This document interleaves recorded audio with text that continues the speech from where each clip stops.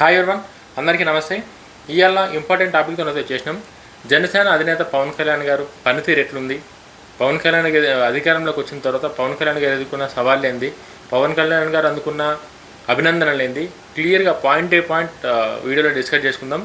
ఎందుకంటే power star Pawan Kalyan గారు ఒక నాయకుడు ప్రజల్లోకి వచ్చిన తర్వాత, ప్రజా జీవితం స్టార్ట్ అయిన తర్వాత అసెంబ్లీకి అధికారం తోడైతే ఎటువంటి మార్పులు చేయొచ్చు, పవన్ కళ్యాణ్ గారు చేస్తున్న ఈ మార్పుల వల్ల 2029 ఎలక్షన్లో ఎటువంటి మార్పులు జరగబోతున్నాయి, ఎంత పాజిటివ్ ఇంపాక్ట్ క్రియేట్ కాబోతుంది అన్నది క్లియర్గా ఎక్స్ప్లెయిన్ చేస్తారు. మీ అందరూ ఒకటే, మీరు ఛానల్ సబ్స్క్రైబ్ చేయండి, లైక్ చేయండి, కామెంట్ చేయండి. పవన్ కళ్యాణ్ గారిని అభిమానించే నాయకులు కావచ్చు, జనసేన పార్టీ నాయకులు కావచ్చు, చాలా యూజ్ అవుతుంది. పవన్ కళ్యాణ్ గారు ఏం చేసిరు అని చెప్పేసి ఎప్పుడు మిమ్మల్ని ఎవరైనా అడిగితే ఈ వీడియో చూపిరు, పవన్ కళ్యాణ్ గారు ఎన్ని చేసిరు గెలిచిన తర్వాత అని చెప్పి, పవన్ కళ్యాణ్ గారు ఇన్ని మార్పులు తీసుకొచ్చారు అది గెలిచిన తర్వాత అని చెప్పి.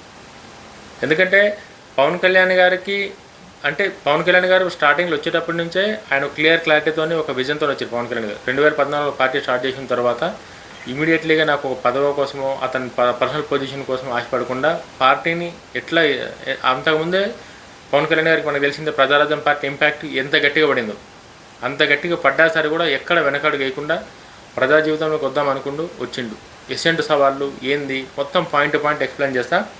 వీడియో మొత్తం ఫుల్గా చూడండి, కొంచెం లెంతీ ఉంటుంది, 1 అవర్ వీడియో ఉంటుంది, బట్ ఇన్ఫర్మేషన్ చాలా క్లియర్గా ఉంటుంది. ఎవరైనా కొత్త వాళ్ళు కనుక చూస్తే ఖచ్చితంగా ఛానల్ సబ్స్క్రైబ్ చేసుకోండి, మంచి అప్డేట్స్ అయితే వస్తాయి మీ అందరికీ. ఒక రాజకీయ నాయకుడు ప్రయాణం ఎన్నికల విజయాలతో మాత్రమే కొలవబడదు, ఆయన ప్రజల్లో నింపిన ఆశలు, నిర్మాణ సిద్ధాంతం, ఎదుర్కొన్న సవాళ్ళు కూడా అంతే ముఖ్యమైనవి. ఈ కోణంలో చూస్తే జనసేన పార్టీ చీఫ్ పవన్ కళ్యాణ్ గారు రాజకీయ ప్రయాణం ఆంధ్రప్రదేశ్ రాజకీయాల్లో ఒక ప్రత్యేక అధ్యయనంగా నిలిచింది. ఎవరెవరన్నా కాదన్నా ఇది వాస్తవం. పవన్ కళ్యాణ్ గారి రాజకీయ ప్రయాణం అన్నది నేను అంటే 1 ఇయర్ పవన్ కళ్యాణ్ గారి గురించి మొత్తం చెప్పాలి కాబట్టి క్లియర్గా రాసుకొని వచ్చిన డ్రాఫ్ట్ మొత్తం. పవన్ కళ్యాణ్ నిజంగా ఒక రాజకీయ నాయకుడి ప్రయాణం ఎన్నికల విజయాలతో కొలవబడదు. ఒక్కొక్కసారి టైం బాగున్నప్పుడు విజయం అనేది ఆటోమేటిక్గా వస్తుంది. అంటే ఒకసారి విజయం వచ్చింది కాబట్టి అది ఎప్పటికి ఉంటుందని కాదు. వచ్చిన విజయం ఒకసారి విజయం వస్తే అదృష్టంతో వచ్చినట్టు, కష్టపడి 10 సార్లు విజయం సాధిస్తే కష్టపడి సాధించినట్టు. పవన్ కళ్యాణ్ గారిది అదృష్టంతో వచ్చిన విజయం కాదు, అది మనందరం చూసినాం. ఆయన కష్టపడి ఎన్నో సవాళ్ళు ఎదుర్కొని ఎన్నో అవమానాలు పడి ఇవాళ ఆ పొజిషన్లోకి వచ్చారు పవన్ కళ్యాణ్ గారు. ఆయన ప్రజల్లో నింపిన ఆశలు, పవన్ కళ్యాణ్ గారు ప్రజల్లో నింపిన ఆశలు, నిర్మించిన సిద్ధాంతం, ఎదుర్కొన్న సవాళ్ళు కూడా అంతే ముఖ్యమైనవి. పవన్ కళ్యాణ్ గారికి ఇప్పుడు డిప్యూటీ సీఎంగా పవన్ కళ్యాణ్ గారు ఉన్న పొజిషన్ ఒకటే పవన్ కళ్యాణ్ గారి ఇది కాదు. పవన్ కళ్యాణ్ గారు ఎదుర్కొన్న సవాళ్ళు, పవన్ కళ్యాణ్ గారు నింపిన ఆశలు, ఇవి కూడా చాలా ఇంపార్టెంట్.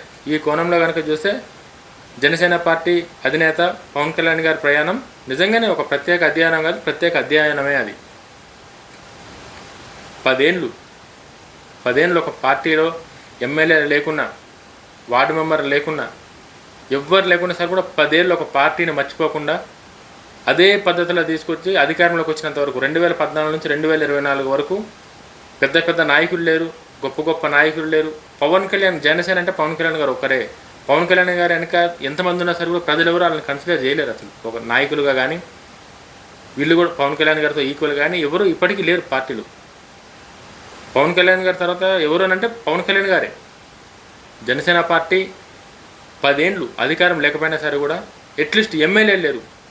2019లో కూడా ఒకే ఒక ఎమ్మెల్యే గెలిచిన కూడా వేరే పార్టీ లేకుండా, అయినా సరే కూడా ఎక్కడ కూడా పార్టీని వదిలేయకుండా,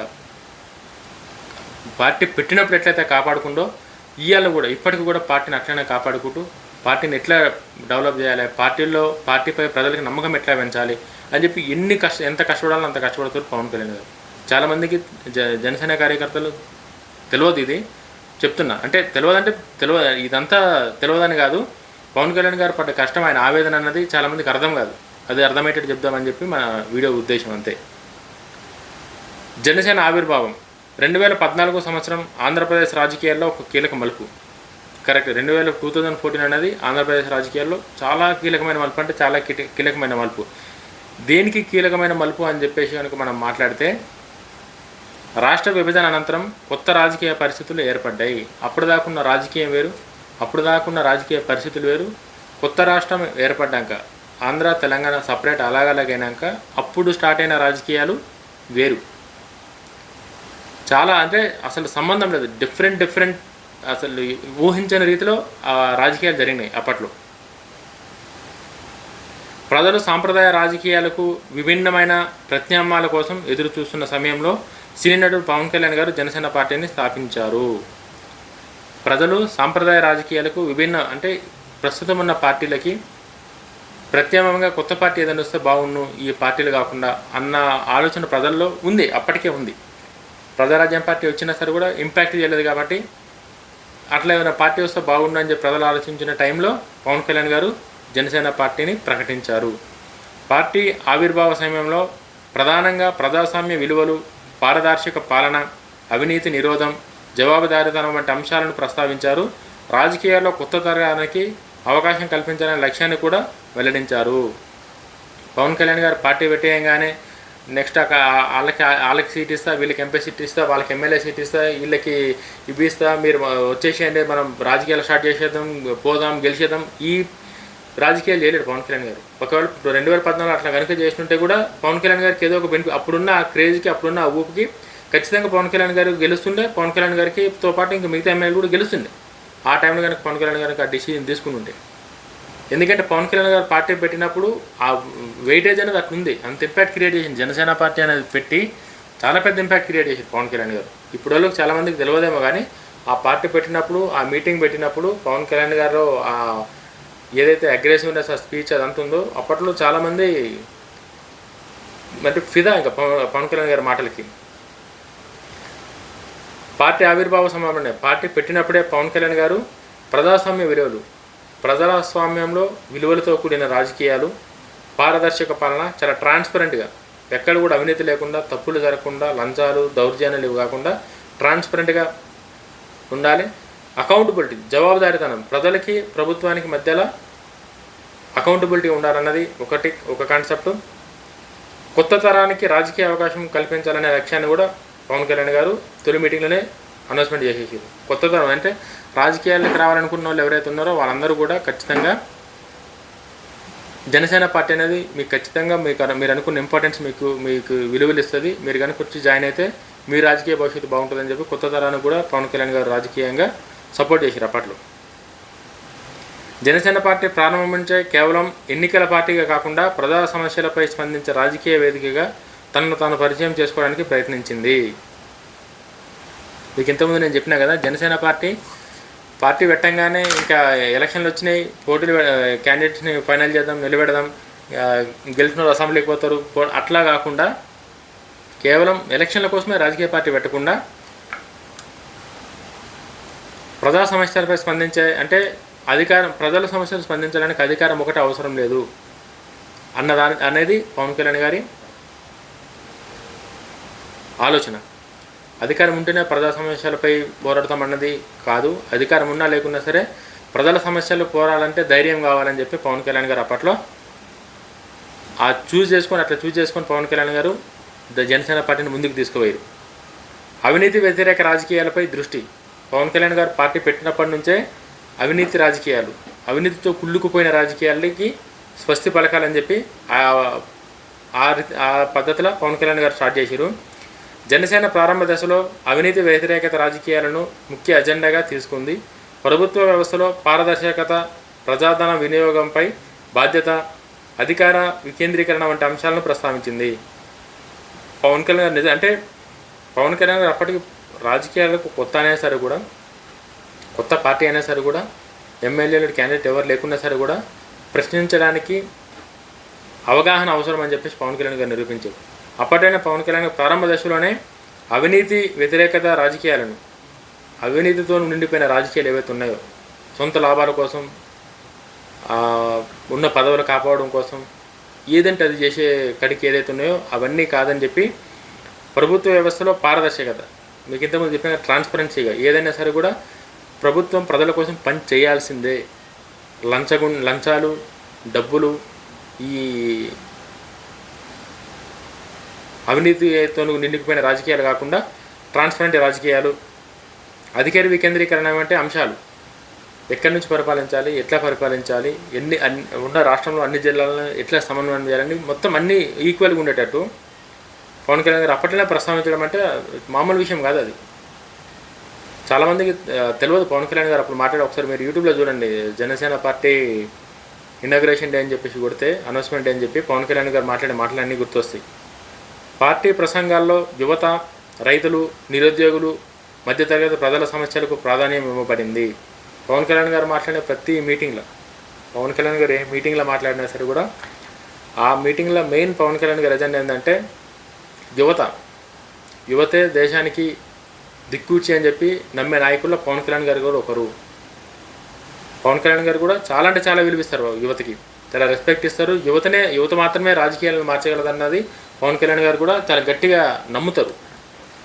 రైతులు, నిరుద్యోగులు, మధ్యతరగతి ప్రజలు అంటే వీళ్ళ సమస్యల గురించి ఎక్కువ పవన్ కళ్యాణ్ గారు మాట్లాడుతుండే.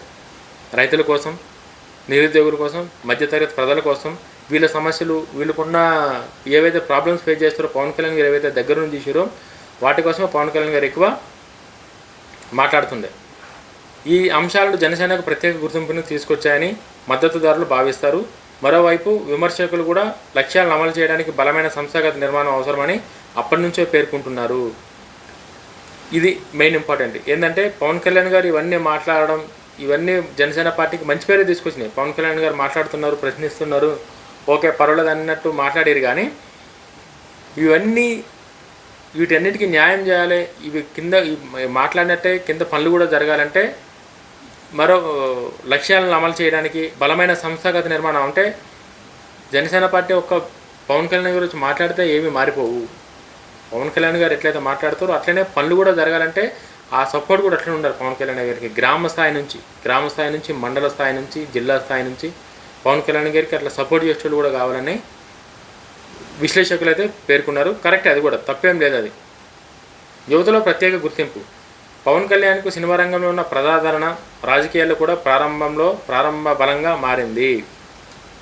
పవన్ కళ్యాణ్ గారు మనందరికీ తెలిసిందే. పవన్ కళ్యాణ్ గారికి సినిమాలో ఉన్న ఫాలోయింగ్, పవన్ కళ్యాణ్ గారి సినిమా అంటే ఆ హంగామా, అది సినిమాలలో అందరికీ తెలుసు. అది తెలుగు ఇండస్ట్రీలో ఇవ్వాలంటే పెద్దగా మాట్లాడుతారు పవన్ కళ్యాణ్ గారి కోసం. కానీ అప్పట్లో పవన్ కళ్యాణ్ గారు అంటే ఆ రేంజ్ అది వేరు. అది ఇప్పుడేదో ఒక పాన్ ఇండియా సినిమా పడిందనో లేకపోతే ఒక హిట్ పడిందనో ఎవరంటే వాళ్ళు పవన్ కళ్యాణ్ గారి గురించి మాట్లాడతారు. కానీ అప్పట్లో పవన్ కళ్యాణ్ గారు ఆ ధైర్యం కూడా ఎవరికి లేదు అప్పట్లో మాట్లాడడానికి. పవన్ కళ్యాణ్ గారి రేంజ్ అట్లుంటుంది అప్పట్లో. ఆ క్రేజ్ ఏదైతే ఉందో, ఆ ఫ్యాన్స్, ఆ అసోసియేషన్స్ వాళ్ళందరూ ఎవరైతే ఉన్నారో వాళ్ళు బాగా హెల్ప్ చేశారు పవన్ కళ్యాణ్ గారిని. ఆ ప్రారంభ దశలో చాలా బలంగా మారింది. పవన్ కళ్యాణ్ గారికి ఇంత ఫాలోయింగ్ ఉందా అని ఇతర రాజకీయ పార్టీలు మాట్లాడుకునే స్థాయికి అంత గ్రాండ్గా ఎంట్రీ ఇచ్చారు పవన్ కళ్యాణ్ గారు రాజకీయాలలో. ముఖ్యంగా మొదటిసారి ఓటు వేసే యువతలో సోషల్ మీడియాను విస్తృతంగా ఉపయోగించే వర్గాల్లో జనసేనకు మంచి ఆదరణ లభించింది. నా ఫస్ట్ ఓటు నేను జనసేనకి వేస్తా, పవన్ కళ్యాణ్ గారికి వేస్తా. పవన్ కళ్యాణ్ గారు ఫ్యాన్గా కావచ్చు, పవన్ కళ్యాణ్ గారు ఆశయాలు నచ్చే వ్యక్తిగా కావచ్చు, నా మొదటి ఓటు నేను ఖచ్చితంగా జనసేనకి వేస్తానని చెప్పి చాలామంది యువత అప్పట్లో జనసేనను బాగా హైలైట్ చేసి మంచి గ్రిప్ తీసుకొచ్చారు జనసేన పార్టీకి అప్పట్లోనే. యువత ఆయనలో సాంప్రదాయ రాజకీయాలకు విభిన్న శైలిని చూశారని విశ్లేషకులు పేర్కొంటారు. అయితే రాజకీయాల ప్రజాదరణతో పాటు బలమైన సంస్థాగత నిర్మాణం కూడా అవసరమని అనేక రాజకీయ విశ్లేషకులు సూచించారు. కరెక్టే, పవన్ కళ్యాణ్ గారి యువతలో రాజకీయాలు అంటే పవన్ కళ్యాణ్ గారి కొత్త అంటే అప్పటి వరకు ఉన్న ప్రసంగాలు వేరు. పవన్ కళ్యాణ్ గారు జనసేన పార్టీ పెట్టేటప్పుడు ప్రతి రాజకీయ నాయకులు ప్రసంగాలు పెడుతుండే, మీటింగ్లు పెడుతుండే, మాట్లాడుతుండే. వాళ్ళు ఎట్లా ఏదైతే మాట్లాడుతుండో అట్లా. బట్ పవన్ కళ్యాణ్ గారు వచ్చిన తర్వాత ఒక స్వాగ్, మాట్లాడేటప్పుడు కూడా ఇట్లా మాట్లాడాలి, ఇట్లా మాట్లాడితే అంటే పవన్ కళ్యాణ్ గారు సినిమా హీరో అయినందుక, లేకపోతే పవన్ కళ్యాణ్ గారు వ్యక్తిగతంగా పవన్ కళ్యాణ్ గారు అట్లా అయినందుకు రీజన్ ఏదైనా పవన్ కళ్యాణ్ గారు మాట్లాడితే ఒక పూనకం, ఒక వైబ్ వస్తుంటుంది అందరికీ. ఇప్పటికి కూడా ఉంది ఆ వైబ్. పవన్ కళ్యాణ్ గారు ఎప్పుడు కూడా గట్టిగా కనుక మాట్లాడితే ఇట్లా మొత్తం తగలబడిపోయినట్టు ఉంటుంది అంత వైబ్. ఆయన వాయిస్కి, ఆయన మాట్లాడే పద్ధతికి అంత వైబ్ ఉంది. దానివల్ల ఎంతైతే క్రేజు, ఎంతైతే సపోర్ట్ వచ్చిందో పవన్ కళ్యాణ్ గారికి, కింద బేస్ సరిగ్గా లేదు, గ్రౌండ్ స్థాయిలో ఎవరూ లేరు జనసేన పార్టీని పట్టించుకోవడానికి. పవన్ కళ్యాణ్ గారు ఎన్ని సభలు పెడితే మాత్రం ఏం లాభం, ఎంత గట్టిగా మాట్లాడితే ఏం లాభం అన్న విమర్శలు కూడా అప్పట్లో సూచించారు రాజకీయ విశ్లేషకులు. చెప్పడం జరిగింది. ఎన్నికల ప్రయాణం. 2014 ఎన్నికలు. జనసేన పార్టీ ఆవిర్భవించిన తర్వాత మొదటి ఎన్నికలు 2014 ఎన్నికలు. జనసేన పార్టీ ఆవిర్భావం జరిగిన అదే ఏడాది ఎన్నికలు వచ్చాయి. అయితే పార్టీ అన్ని స్థానాల్లో ప్రత్యక్షంగా పోటీ చేయలేదు. ఆ సమయంలో పవన్ కళ్యాణ్ గారు ప్రధానంగా ప్రచార కార్యక్రమాల్లో పాల్గొని రాష్ట్ర రాజకీయాల్లో తన పాత్రను నిర్మించుకోవడంపై దృష్టి పెట్టారు. పవన్ కళ్యాణ్ గారు 2014లో జనసేన పార్టీ పెట్టారు. జనసేన పార్టీ పెట్టిన తర్వాత ఎలక్షన్స్ వచ్చినా సరే కూడా పవన్ కళ్యాణ్ గారు ఎక్కడ కూడా ఎమ్మెల్యేగా కానీ ఎంపీగా కానీ ఏ పదవి కోసం కూడా పవన్ కళ్యాణ్ గారు ఎక్కడ పోటీ పడకుండా పవన్ కళ్యాణ్ గారు కేవలం పవన్ కళ్యాణ్ గారు అంటే ఏంది, పవన్ కళ్యాణ్ గారి ఆలోచన ఏంది, పవన్ కళ్యాణ్ గారి పార్టీ పెట్టడానికి గల కారణం ఏంది అని చెప్పి అందరికీ తెలిసేటట్టు ఏం చేయాలో అవి తనను తాను నిర్మించుకునే పనిలో పడ్డాడు తప్ప ఎమ్మెల్యే కోసమో లేకపోతే ఒక ఎంపీ పోస్ట్ కోసమో కనుక పవన్ కళ్యాణ్ గారు కనుక ఉంటే అప్పుడున్న సిచ్యువేషన్స్లోనే నిలబడి ఎమ్మెల్యేని ఎంపీని అవుతుండే పవన్ కళ్యాణ్ గారు. పదవే పవన్ కళ్యాణ్ గారికి కావాలనుకుంటే, బట్ పదవి కోసం కాదు, రాష్ట్రం రాజకీయాలు బాగుండాలి, స్వచ్ఛమైన రాజకీయాలు ఉండాలి, ట్రాన్స్పరెన్సీ రాజకీయాలు ఉండాలని చెప్పి పవన్ కళ్యాణ్ గారి ఎజెండా ఏదైతుందో వాటిని అలవాటు చేసుకొని తెలుసుకోవడం కోసం పవన్ కళ్యాణ్ గారు ఎక్కడ కూడా పోటీ చేయకుండా కేవలం తన పాత్రను నిర్మించుకోవడం కోసమే పవన్ కళ్యాణ్ గారు దృష్టి పెట్టారు. ఇది పార్టీ నిర్మాణ దశగా చాలామంది రాజకీయ విశ్లేషకులు అభివర్ణిస్తారు. నిజంగానే పవన్ కళ్యాణ్ గారు తీసుకున్న డిసిజన్ ఏదైతుందో పార్టీ నిర్మాణ దిశగానే కరెక్ట్గానే పార్టీ నిర్మాణించుకోవడానికి ఏవైతే తిప్పలు పడాలనో ఏవైతే కష్టపడాలనో అవన్నీ పవన్ కళ్యాణ్ గారు అప్పట్లో పడ్డారు. పార్టీ పెట్టినంత ఈజీ కాదు కదా, దాన్ని గ్రౌండ్ కింది స్థాయి వరకు తీసుకెళ్ళి ఓట్ బ్యాంక్ని మార్చాలంటే కష్టం అది. సో అందుకోసం చెప్పి పవన్ కళ్యాణ్ గారు అప్పుడు ఎక్కడ నిలబడకుండా తనను తను నిర్మించుకున్న దానిపై దృష్టి పెట్టారు. 2019 ఎన్నికలు ఇదంతా అయిన తర్వాత 2014 నుంచి 2019 ఎలక్షన్స్ వచ్చినాయి. 2019లో జనసేన ప్రత్యక్ష ఎన్నికల బరిలోకి దిగింది. ఈ 5 ఏళ్ళు అయిపోయినాయి, పార్టీ పెట్టిండు, అన్నీ అయిపోయినాక డైరెక్ట్ ఎలక్షన్లు ప్రజలు ఖచ్చితంగా ఆదరిస్తారన్న నమ్మకంతో పవన్ కళ్యాణ్ గారు 2019లో ప్రత్యక్ష ఎన్నికలు దిగింది. అయితే పార్టీకి ఆశించిన స్థాయిలో విజయాలు రాలేదు. పరిమిత స్థానాల్లో మాత్రమే విజయం సాధించింది. పరిమిత స్థానాలు అన్నదానికన్నా ఒక దగ్గర విజయం సాధించింది పార్టీ. కనీసం ఓట్లు చీల్చింది తప్ప ఎక్కడ కూడా ఇంపాక్ట్ రాజకీయాలు చేయలేకపోయింది జనసేన పార్టీ. తెలుగుదేశం పార్టీ ఓడిపోవడానికి కలిసి ఉన్నారు కాబట్టి ఆ ఓట్ బ్యాంక్ చీలిపోయి జగన్మోహన్ రెడ్డి గారికి ముఖ్యమంత్రి అవ్వడానికి ఛాన్సెస్ క్రియేట్ చేసింది తప్ప జనసేన పార్టీ మాత్రం ఎక్కడ కూడా పుంజుకోలేకపోయింది. తను తాను బిల్డ్ చేసుకోలేక అంటే అనుకున్న స్థాయికి అయితే కుదరలేదు జనసేన పార్టీకి. ఊహించలేదు ఎవరు కూడా జనసేన పార్టీ అంత దారుణంగా ఓడిపోయి పవన్ కళ్యాణ్ గారు కూడా 2 దగ్గరలో ఓడిపోయే పరిస్థితి వస్తుంది, జనసేన పార్టీకి ఇంత కూడా మెజారిటీ లేకుండా ఉంటుందని చెప్పి ఎవరు ఊహించలేదు. ఈ ఫలితాల తర్వాత పార్టీ సంస్థాగత బలోపేతం, గ్రామస్థాయి కమిటీల ఏర్పాటు, కార్యకర్తల విస్తరణ, ప్రజా సమస్యలపై నిరంతరం పోరాటం వంటి అంశాలపై ఎక్కువ దృష్టి పెట్టింది. ఇంత ఘోరంగా పవన్ కళ్యాణ్ గారు కూడా 2 దగ్గరలో ఓడిపోయాక పార్టీ చీఫ్ అయ్యుండి, పార్టీ అధినేత అయ్యుండి ఎమ్మెల్యే కూడా గెలవలేకపోయిందంటే ఒకసారి మీరు అర్థం చేసుకోండి రాజకీయాలు అప్పటికే ఏ రేంజ్కి వెళ్ళిపోయినాయి. పవన్ కళ్యాణ్ గారికి పైన రాజకీయాలు ఏ రేంజ్కి పోయినాయి అప్పటికి. 2 దగ్గరలు ఓడిపోయిన తర్వాత కూడా రాజకీయాలు వదిలేయకుండా 2 దగ్గరలు ఓడిపోయినా కదా, వేరే వాళ్ళు అయితే చాలా ఇన్సల్ట్గా తీసుకొని అమ్మాయి ఏంది ఇట్లా ఓడిపోయినాం మనం, ఇంకా రాజకీయాలు వేస్ట్ మనకి అని చెప్పి పవన్ కళ్యాణ్ గారు వదిలేసి మళ్ళీ సినిమాలు చేసుకున్నా సరే కూడా ఆయనకి ఇప్పటికీ ఒక పాన్ ఇండియా మార్కెట్ చాలా హై రేంజ్ ఉంటుండే. బట్ పవన్ కళ్యాణ్ గారు అది కాదు, ఆయన కోరుకోలేదు. అది ఆయన కోరుకున్నది ఒకటే, ఆయన టార్గెట్ కూడా ఒకటే, రాజకీయాలు ఎన్ని కష్టాలు వచ్చినా ఎన్ని ఇబ్బందులు వచ్చినా ఎగబడతా అని అనుకున్నారు, నిలబడ్డారు, ఎగబడ్డారు. ఆ ఘోరమైన ఓటమి తర్వాత ఎక్కడ తప్పు జరిగింది, ఎందుకు నా కోట్లు పడ్డమని పవన్ కళ్యాణ్ గారు ఆయన విశ్లేషించుకుంటే పార్టీ సంస్థాగత బలోపేతం అంటే అసలు మనకు ఓట్లు వేస్తారు అని మనం గుడ్డిగా నమ్మడం కాదు, మనం అట్లా ఊహల్లో బతకడం కాదు.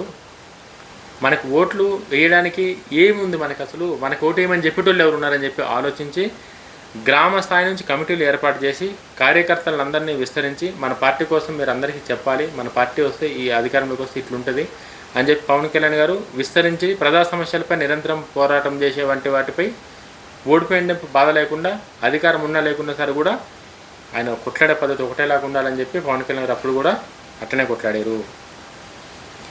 అనేక రాజకీయ పరిశీలకుల అభిప్రాయం ప్రకారం 2019 ఎన్నికలు జనసేనకు ఒక రాజకీయ పాఠంగా మారాయి. విజయాలు తక్కువ వచ్చినప్పటికీ పార్టీ తరపున వ్యూహాన్ని పునః నిర్వీకరణ చేసుకునే అవకాశాన్ని పొందింది. అంటే పార్టీ ఓడిపోయినా సరే కూడా జనసేన పార్టీకి ఆ ఓటమే నెక్స్ట్ ఏం చేయాలన్న దాన్ని నేర్పించింది జనసేన పార్టీకి. 2019 ఎలక్షన్లోనే ఆ ఓటమే నేర్పించింది. ఇట్లుండాలి పార్టీ అంటే, ఇట్లుండాలి నాయకుడు అంటే, ఇవి చేస్తేనే రాజకీయాల్లో నెగలగలమని చెప్పి ఒక పాఠం. 2024 ఎన్నికలు, 2019 ఎన్నికలు అయిపోయినాయి. తర్వాత 2024 ఎన్నికలు. 2024 జనసేన కూటమిలో భాగంగా పోటీ చేసింది. ఈ ఎన్నికలు పార్టీకి చరిత్రలో అత్యంత కీలక ఘట్టంగా నిలిచాయి. కూటమి విజయంతో జనసేన తన శాసనసభ ప్రాతినిధ్యాన్ని పెంచుకుంది. పవన్ కళ్యాణ్ గారు కూడా ప్రజల నుంచి గణనీయమైన మద్దతు పొందారు. ఈ ఫలితాలు పార్టీ రాజకీయ ప్రాధాన్యాన్ని రాష్ట్ర స్థాయిలో మరింత పెంచాయి. మద్దతుదారులు దీనిని జనసేన దీర్ఘకాలిక రాజకీయ ప్రయాణానికి ఒక మైలురాయిలుగా పేర్కొన్నారు. విమర్శకులు కూటమి రాజకీయాల ప్రభావాన్ని కూడా పరిగణలోకి తీసుకోవాలని అంటున్నారు. డిప్యూటీ సీఎంగా పవన్ కళ్యాణ్ గారి బాధ్యత. ఇప్పుడు మనం డిప్యూటీ సీఎంగా గెలిచిన తర్వాత, ఇది పార్టీ స్థాపించిన నుంచి గెలిచినంత వరకు ఇప్పుడు మాట్లాడుకున్నాం. ఇప్పుడు డిప్యూటీ సీఎంగా పవన్ కళ్యాణ్ గారి పనితీరు గురించి మాట్లాడుకున్నాం. ఆయన బాధ్యత గురించి మాట్లాడుకుందాం. పనితీరు గురించి అన్నదానికన్నా బాధ్యత బాగుంటుంది. 2024 ఎన్నికల అనంతరం పవన్ కళ్యాణ్ గారు డిప్యూటీ ముఖ్యమంత్రిగా బాధ్యతలు స్వీకరించారు. ఇది ఆయన రాజకీయ జీవితంలో అత్యంత కీలకమైన మార్పుగా చెప్పొచ్చు. ఎస్, ఖచ్చితంగా పవన్ కళ్యాణ్ గారికి జీవితంలో చాలా అంటే చాలా కీలకమైన మార్పు. ఎందుకంటే 10 ఏళ్ళు పార్టీ పెట్టిన తర్వాత ఒక్కసారి కూడా గెలవకుండా, పవన్ కళ్యాణ్ గారిని ఎంతమంది ఎన్ని విధాలుగా విమర్శించినా సరే కూడా ఎక్కడ కూడా తగ్గకుండా అదే పట్టుదలతోని ఇయ్యాలి కాకుండా రేపైనా సరే నాకంటూ ఒక రోజు వస్తుందని చెప్పి ఓపిక పట్టి డిప్యూటీ సీఎంగా బాధ్యతలు వచ్చే 10 ఏళ్ళు పడడాన్ని అవమానాలను పడి మనందరం చూసుంటాం సోషల్ మీడియాలో. పవన్ కళ్యాణ్ గారు ఎవరు ఇష్టం ఉన్నట్టు ఎవరు ఎట్లా మాట్లాడారు, ఎంత దారుణంగా మాట్లాడారు, ఎంత తక్కువ చేసి మాట్లాడారు. రాజకీయ ప్రత్యర్థులు ఎన్ని రకాలుగా హింస పెట్టడంలో అన్ని రకాలుగా హింస పెట్టారు పవన్ కళ్యాణ్ గారు. అవన్నీ జయించుకొని ఆయన రాజకీయ జీవితంలో డిప్యూటీ ముఖ్యమంత్రిగా ఒక్కసారి విజయం అందినప్పుడు ఆయన కళ్ళల్లో ఆ ఆనందం, ఆ మనసుకి ఆ సాటిస్ఫాక్షన్ ఏదైతే ఉందో అది ఒక నిజంగా అతి కీలకమైన మార్పుగా పవన్ కళ్యాణ్ గారికి మనం మాట్లాడుకోవచ్చు. ప్రతిపక్షంలో ఉన్నప్పుడు ప్రభుత్వాన్ని ప్రశ్నించడం ప్రధాన బాధ్యతగా ఉండేది. కానీ పాలనలో భాగమైన తర్వాత పరిస్థితి పూర్తిగా మారింది. ప్రతిపక్షంలో ఉన్నప్పుడు ఏ చిన్న జరిగినా విమర్శించడం ఏ పార్టీకైనా సరే చాలా ఈజీ. అది టీడీపీ పార్టీ అయినా, జనసేన పార్టీ అయినా, వైఎస్ఆర్ కాంగ్రెస్ పార్టీ అయినా, మన తెలంగాణలో బీఆర్ఎస్ పార్టీ అయినా, కాంగ్రెస్ పార్టీ, ఏ పార్టీ అయినా, ఏ రాజకీయ నాయకులైనా ప్రతిపక్షంలో ఉండేటప్పుడు జరిగిన దానికి విమర్శించడం చాలా ఈజీ. బట్ పాలనలో భాగమైన తర్వాత, అధికారం వచ్చిన తర్వాత పరిస్థితి పూర్తిగా మారింది. ఇప్పుడు ప్రజలు ప్రసంగాల కంటే పరిపాలనలో కల్పించే ఫలితాలను ఎక్కువ గమనించడం ప్రారంభించారు. కరెక్ట్.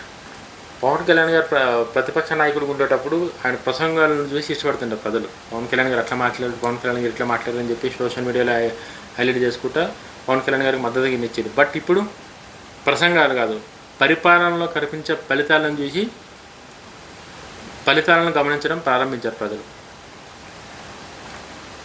పరిపాలనలో వచ్చిన మార్పులు పవన్ కళ్యాణ్ గారు ఇప్పుడు గెలిచిన తర్వాత ఏందన్న కాడికి పరిశీలించడం మొదలుపెట్టారు. అందువల్ల ఆయనపై ప్రజల అంచనాలు మరింత పెరిగాయి. పవన్ కళ్యాణ్ గారు అంటే ఒక లీడరు అధికారంలోకి వస్తే ఎట్లుంటుంది అన్నది ఒకటి, అధికారంలోకి వచ్చిన తర్వాత ఆయన పరిపాలన విధానం ఎట్లుంటుందని ఇంకోటి. దానివల్ల ప్రజలు అంచనాలు అంటే ఎక్స్పెక్టేషన్స్ ఎక్కువ పెరిగిపోయినాయి. పవన్ కళ్యాణ్ గారు కనుక గెలిస్తే ఇట్లా అయిపోతుంది, అట్లా అయిపోతుంది అంటే మనుషులు అనేటువంటి ఏం చేయగలరు, ఒక రాజకీయ నాయకుడు ఏం చేయగలరు, పవన్ కళ్యాణ్ కూడా అంతే చేయగలరు. బట్ పబ్లిక్ ఐ ఎక్స్పెక్టేషన్స్ ఎక్కువైపోయినాయి పబ్లిక్కి. అప్పట్లో ఎన్నికల సమయంలో చేసిన హామీలు ఎంతవరకు అమలవుతున్నాయి, ప్రజా సమస్యల పరిష్కారంలో ఆయన పాత్ర ఎట్లుంది, ప్రజలతో ప్రభుత్వంలో సమన్వయం ఎలా కొనసాగుతుంది వంటి ప్రశ్నలు రాజకీయ చర్చల్లో ప్రధానంగా మారాయి. గెలిచిన తర్వాత పవన్ కళ్యాణ్ గారు ఆయన పైన ఎక్స్పెక్టేషన్స్కి తగ్గట్టు ఎన్నికల సమయంలో ఇచ్చిన హామీలు ఎంతదాకా ఆయన నెరవేరుస్తున్నారు, ప్రజా సమస్యల పరిష్కారంలో పవన్ కళ్యాణ్ గారి పాత్ర ఎట్లుంది, ప్రభుత్వంతో సమన్వయం ఎలా కొనసాగుతుంది అంటే మిగతా పార్టీ నాయకులతోని ఆయన తీసుకున్న నిర్ణయాలతోని ఎట్లా నడుస్తుంది, ఇవన్నీ కూడా రాజకీయాల్లో చర్చనీయంగా మారినాయి.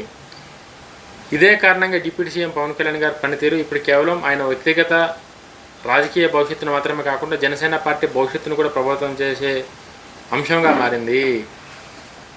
నిజంగానే పవన్ కళ్యాణ్ గారు ఇప్పుడు చేస్తున్న పని ఏదైతే ఉందో ఈ అధికారం కోసం అది కాకుండా పవన్ కళ్యాణ్ గారు అంటే ఏంది అన్నది వ్యక్తిగతంగా కూడా నిరూపించుకొని రానున్న రోజుల్లో జనసేన పార్టీకి చాలా మైలేజ్ ఇచ్చే విధంగా మారింది పవన్ కళ్యాణ్ గారిది.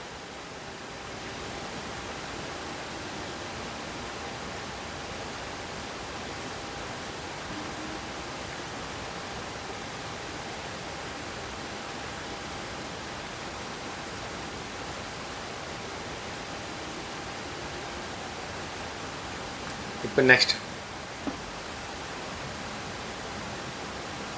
పవన్ కళ్యాణ్ గారు ఎన్నికల హామీలు, ప్రజల అంచనాలు, ప్రభుత్వంపై బాధ్యతలు. అధికారం వచ్చింది, డిప్యూటీ సీఎం అయ్యారు పవన్ కళ్యాణ్ గారు. ఇప్పటివరకు మనం మాట్లాడుకున్నాం. ఆ తర్వాత ఎన్నికలు ఇచ్చిన హామీల గురించి ఎట్లుంది పవన్ కళ్యాణ్ గారి పైన అభిప్రాయం, ప్రభుత్వం పైన బాధ్యతలు, అంచనాలు ఎట్లున్నాయి అన్నది, ప్రజల అంచనాలు ఎట్లున్నాయి అన్నది ఇప్పుడు మాట్లాడుకుందాం. ఏ ఎన్నికల్లో అయినా రాజకీయ పార్టీలు విజయం కేవలం ప్రచారంతో రాదు. ప్రజలకు ఇచ్చిన హామీలు, వాటిపై ఏర్పడిన నమ్మకం, భవిష్యత్తుపై చూపిన దిశనే ఓటర్లను నిర్ణయిస్తుంది. 2024 ఎన్నికల్లో కూడా జనసేన ముఖ్యంగా పవన్ కళ్యాణ్ గారు ప్రజలకు పలు కీలక హామీలు ఇచ్చారు. ఇప్పుడు వాటిని ఒక్కొక్కటిగా పరిశీలిద్దాం. నిజంగానే ఇది చాలా మంచి ఇన్ఫర్మేషన్. ఇది జనసేన పార్టీ సోదరులు కావచ్చు, మీరు చాలా యూజ్ అవుతుంది మీకు పవన్ కళ్యాణ్ గారి కోసం. ఇంతగానో ఇన్ఫర్మేషన్ నాకు తెలిసి ఎవరు ఇయ్యరు. ఇంత డ్రాఫ్ట్ రాసుకొచ్చి ఇంత పాయింట్ టు పాయింట్ చెప్పేటోళ్ళు చాలా తక్కువ మంది ఉంటారు. బట్ నేను చెప్తున్నా మంచిగా చెప్పాలని చెప్పి నేను ఎక్స్ప్లెయిన్ చేస్తున్నా. ఏ ఎన్నికల్లోనైనా సరే రాజకీయ పార్టీల విజయం కేవలం ప్రచారంతో రాదు. చాలా ఇంపార్టెంట్ ఇది. ప్రచారంతో ఏది కూడా రాదు. రాజకీయ పార్టీలు కూడా ప్రచారంతో విజయం అనేది రాదు. ప్రజలకు ఇచ్చిన హామీలు, వాటిపై ఏర్పడిన నమ్మకం, భవిష్యత్తుపై చూపిన దిశనే ఓటు నిర్ణయిస్తుంది. ప్రజలకు ఇచ్చిన హామీలు ఈ పార్టీ నిలబెట్టుకుంటుందా లేదా, ప్రజలకు ఇచ్చిన మాట ప్రకారం ఉంటుందా లేదా, వీటిపైన డిసైడ్ ఉంటుంది తప్ప ప్రచారాలతోనైతే అధికారంలోకి రాదు. 2024 ఎన్నికల్లో కూడా జనసేన ముఖ్యంగా పవన్ కళ్యాణ్ గారు ప్రజలకు పలు కీలక హామీలు ఇచ్చారు. పవన్ కళ్యాణ్ గారు ఎలక్షన్లో ఖచ్చితంగా ప్రతి ఒక్కరు ఇచ్చినట్టే పవన్ కళ్యాణ్ గారు కూడా కొన్ని హామీలు ఇచ్చారు. అవి ఎంతవరకు వచ్చినాయి ఏందన్నది ఇప్పుడు ఒక్కొక్కటిగా మనం మాట్లాడుకుందాం. అవినీతి తగ్గించడం. పవన్ కళ్యాణ్ గారు రాజకీయాల్లోకి వచ్చిన తర్వాత తొలి రోజు నుంచే అవినీతి వ్యతిరేక పోరాటాన్ని ప్రధాన ఎజెండాగా ప్రస్తావించారు. ప్రభుత్వ వ్యవస్థలో పారదర్శకత ఉండాలని, ప్రజాధనం ప్రజల అభివృద్ధికే వినియోగించాలని ఆయన అనేక సందర్భాల్లో పేర్కొన్నారు. పవన్ కళ్యాణ్ గారు ఫస్ట్ నుంచి చెప్తున్నట్టు గవర్నమెంట్ దగ్గర ఉన్న డబ్బులు ఏవైతే ఉన్నాయో అవి ప్రజలకి 100% ఉపయోగాలు తప్ప పక్కదారి పట్టి దుర్వినియోగం కావద్దనేది పవన్ కళ్యాణ్ గారు ప్రస్తుతం కూడా ఫస్ట్ నుంచి కూడా అదే ఎజెండా. అవినీతిపై అంటే అవినీతి డబ్బుల కోసం, కమిషన్ల కోసం రాజకీయ నాయకులను వాడుకునే పద్ధతి ఆగిపోవాలన్నది పవన్ కళ్యాణ్ గారి ఎజెండా. ఎన్నికల ప్రచారంలో కూడా అవినీతి తగ్గించి జవాబుదారీతనం పెంచుతామని చెప్పి పవన్ కళ్యాణ్ గారు చెప్పారు పవన్ కళ్యాణ్ గారు. అది వాస్తవమే, మనం తప్పుగా మాట్లాడుకునే అవసరమే లేదు. పవన్ కళ్యాణ్ గారు ఎన్నికల్లో అవినీతి తగ్గించి జవాబుదారీతనం పెంచుతామని చెప్పి అన్నది ఏదైతే అన్నారో అది 100% వాస్తవం. అది ఈ హామీ ప్రజల్లో విశేష స్పందన తెచ్చుకుంది. ముఖ్యంగా యువత, మధ్యతరగతి ఉద్యోగులు, చిన్న వ్యాపారులు ప్రభుత్వ వ్యవస్థ మరింత పారదర్శకంగా మారాలని ఆశించారు. పవన్ కళ్యాణ్ గారు మాట్లాడిన ఈ మాట ఇట్లా షేక్ చేసి పడేసింది. అప్పట్లో పెద్ద ఇంపాక్టే క్రియేట్ చేసింది. ఆ జవాబుదారీతనం ఏదైతే పెంచుతామన్నారో అది. ఈ హామీ ప్రజల్లోకి అయితే బాగా ఇట్లా వెళ్ళిపోయింది. ఇట్లా పవన్ కళ్యాణ్ గారు ఇట్లా అన్నారు, నిజంగానే పవన్ కళ్యాణ్ గారు వస్తే ఇట్లా చేస్తారు కాబట్టి పవన్ కళ్యాణ్ గారి మీద ఉన్న నమ్మకం ఖచ్చితంగా వర్కౌట్ అవుతుంది అన్నకాడికైతే వాళ్ళు అట్లా మాట్లాడి ప్రజలు కూడా బాగా హైలైట్ చేసారు. ఈ పాయింట్ని అయితే బాగా హైలైట్ చేసి పవన్ కళ్యాణ్ గారితో అవుతుంది అని నమ్మిరు కూడా. ముఖ్యంగా యువత ఎవరైతే ఉన్నారో యువత, మధ్యతరగతి ఉద్యోగులు, చిన్న వ్యాపారులు ఇంకా వీళ్ళందరూ కూడా ఎక్కువ ఎక్స్పెక్ట్ చేశారు పవన్ కళ్యాణ్ గారి నుంచి ఇవన్నీ కూడా మారాలని చెప్పి. అయితే ప్రజలు కేవలం ప్రకటనలు కాకుండా అవినీతి నిరోధిక తీసుకునే చర్యలు, వ్యవస్థలో కనిపించే మార్పుల ఆధారంగా ప్రభుత్వ పనితీరును అంచనా వేస్తున్నారు. ఇది కూడా కరెక్టే. పవన్ కళ్యాణ్ గారు అప్పుడు చెప్పారు, ప్రజలు విన్నారు. అధికారంలోకి వచ్చిన తర్వాత పవన్ కళ్యాణ్ గారు ఏం చేసిరు అని చెప్పేసి కనుక మాట్లాడితే ఆ ఓన్లీ ప్రకటనలు కాకుండా దానికోసం ఎటువంటి చర్యలు తీసుకున్నారన్నది కూడా ప్రజలు చూస్తారు. కాబట్టి ఇప్పుడే ఏం చెప్పలేరు, ఇంక 2 years అవుతుంది. కాబట్టి రానున్న రోజుల్లో దాని ఇంపాక్ట్ దాన్ని ఎట్లా ఉంటుంది అన్నది మనకు అర్థమవుతుంది. గ్రామీణ అభివృద్ధి. ఆంధ్రప్రదేశ్ జనాభాలో గణనీయమైన భాగం గ్రామీణ ప్రాంతాల్లోనే నివసిస్తుంది. అందువల్ల గ్రామీణ రహదారులు, తాగునీరు, సాగునీరు, ఆరోగ్య సేవలు, విద్య, స్థానిక మౌలిక సదుపాయాలు అభివృద్ధికి ప్రాధాన్యం ఇస్తామని ఎన్నికల సమయంలో చెప్పారు. కరెక్టే ఇది. ఆంధ్రప్రదేశ్ జనాభాలో గణనీయమైన ఎక్కువ సంఖ్య గ్రామాలలో ఉంది కాబట్టి, గ్రామీణ ప్రాంతంలో నివసిస్తుంది కాబట్టి గ్రామానికి రహదారులు, విలేజెస్లో రోడ్స్ ఏవైతే కావాలో విలేజెస్లో రోడ్లు, తాగునీరు, డ్రింకింగ్ వాటర్ మనకు తెలిసిందే, నల్ల నీళ్ళు, ఇవన్నీ ఏవైతే అవసరాలు ఉన్నాయో ప్రజలకి, తాగునీరు, సాగునీరు, పంటలు పండించడానికి అవసరమైన సాగునీరు ఏదైతే ఉందో వాళ్ళకి దానికి సరిపోయే కరెంట్ ఇవ్వడం, ఆ సాగునీరుకి కనెక్టివిటీలు కావచ్చు, ఇవి ఇరిగేషన్ ప్రాజెక్ట్స్ కావచ్చు. అవి ఆరోగ్య సేవలు, అక్కడ గవర్నమెంట్ హాస్పిటల్ కావచ్చు, అందులో ఉన్న సదుపాయాలు కావచ్చు. విద్య, గవర్నమెంట్ స్కూల్లో మంచి చదువు, హాస్టల్స్, గవర్నమెంట్ హాస్టల్స్ కావచ్చు, వాటి మెయింటెనెన్స్ అవి ఎంత బాగున్నాయి ఈ గవర్నమెంట్ అన్నది. అది ఇవన్నీ అభివృద్ధికి ప్రాధాన్యం ఇస్తానని పవన్ కళ్యాణ్ గారు అప్పట్లో చెప్పినట్టే ఆయన ఒక్కొక్కటిగా గ్రామీణ శాఖ అభివృద్ధి మంత్రిగా ఆయన మొదలుపెట్టడం కూడా జరిగింది. గ్రామాల అభివృద్ధి జరిగితే రాష్ట్ర అభివృద్ధి వేగవంతం అవుతుందని ప్రచారంలో పలుమార్లు ప్రస్తావించారు. పవన్ కళ్యాణ్ గారు మాట్లాడింది కరెక్టే. గ్రామాల్లో అభివృద్ధి స్టార్ట్ అయితేనే, వేగవంతమైతేనే రాష్ట్రంలో అభివృద్ధి వేగవంతమైనట్టు. కరెక్టే అది. గ్రామీణ ప్రజలు కూడా ప్రభుత్వంపై ఇదే ఆశతో ఓటు వేశారు. తమ ప్రాంతాల అభివృద్ధి పనులు వేగంగా జరుగుతాయని, స్థానిక సమస్యలు త్వరగా పరిష్కరిస్తాయని భావించారు. వాళ్ళ పవన్ కళ్యాణ్ గారు ఏదైతే చెప్పారో, పవన్ కళ్యాణ్ గారు చెప్పినట్టు, పవన్ కళ్యాణ్ గారి మాట ప్రకారం వాళ్ళు ఓటేసారు. పవన్ కళ్యాణ్ గారు ఇవన్నీ ఖచ్చితంగా చేస్తారని చెప్పి నమ్మి పవన్ కళ్యాణ్ గారికి అయితే ఓటు వేసారు. గ్రామాలలో కూడా యువతకు ఉపాధి అవకాశాలు. పవన్ కళ్యాణ్ గారు యువతకు ఉపాధి అవకాశాలు రావాలని 100 సార్లు చెప్పారు. దానికోసం ఆంధ్రప్రదేశ్లో నిరుద్యోగం ఎప్పటికప్పుడు ప్రధాన రాజకీయ అంశంగా మారుతుంది. అంటే చదువుకునేటోళ్ళు ఎక్కువ, ఉద్యోగాలు తక్కువైపోయినాయి ఆంధ్రప్రదేశ్లో. గవర్నమెంట్ జాబులు అంటే అది కళనే. ఇప్పట్లో గవర్నమెంట్ జాబ్ అంటే మనకు తెలిసిన సిచ్యువేషన్ ఏందనేది మారుతుంది. పరిశ్రమలు, పెట్టుబడులు, నైపుణ్యాభివృద్ధి, స్వయం ఉపాధి అవకాశాలు పెంచడం ద్వారా యువతకు ఉద్యోగాలు కల్పిస్తామని హామీ ఇచ్చారు.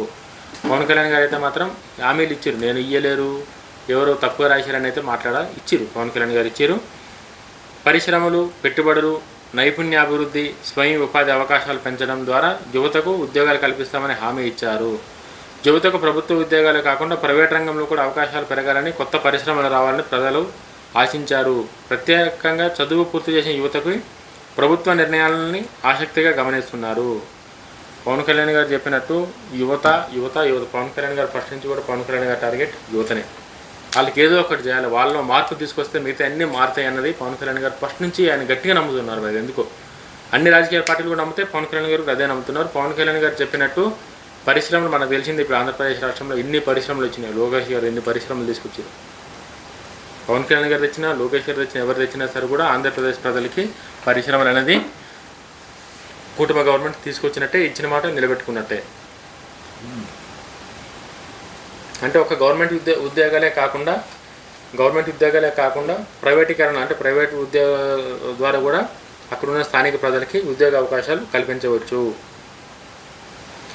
చాలామంది చదువుకున్న వాళ్ళు ఎవరైతే ఉన్నారో, బాగా చదువుకున్న వాళ్ళు ఎవరైతే ఉన్నారో వాళ్ళు ఇవన్నీ బాగా గమనిస్తారు. ఇచ్చిన మాట నిలబెట్టుకున్నారా లేదా, కరెక్ట్గా చేస్తురా లేదని చెప్పి.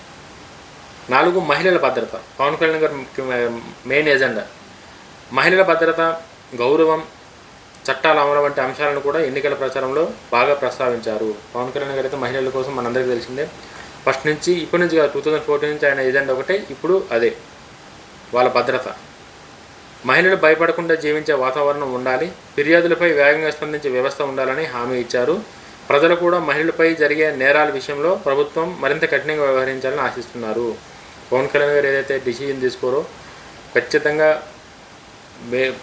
మహిళల విషయంలో మాత్రం చాలా తొందరగా డిసిజన్ తీసుకొని వాళ్ళకి న్యాయం జరిగేటట్టు చేయాలని పవన్ కళ్యాణ్ గారు ఏదైతే కోరారో ఆ దిశగా ప్రస్తుతం అయితే ప్రభుత్వం నడిపిస్తుంది. ప్రజలు కూడా మహిళలపై జరిగే నేరాలపై ప్రభుత్వం కొంచెం కఠినంగా ఉండాలని చెప్పి ప్రజలు కూడా ఎక్స్పెక్ట్ చేస్తారు. కాబట్టి పవన్ కళ్యాణ్ గారు ఆలోచన, ప్రజల ఆలోచన సింక్ అయిందని చెప్పాలి ఈ విషయంలో. రైతు సమస్యలకు పరిష్కారం. రైతు సంక్షేమం ప్రతి ఎన్నికల్లో ప్రధాన అంశమే. ఇప్పుడే కాదు, మన స్వతంత్రం వచ్చిన నుంచి ప్రతి ఎన్నికల్లో రైతు సంక్షేమం అనేది ప్రధాన అంశమే.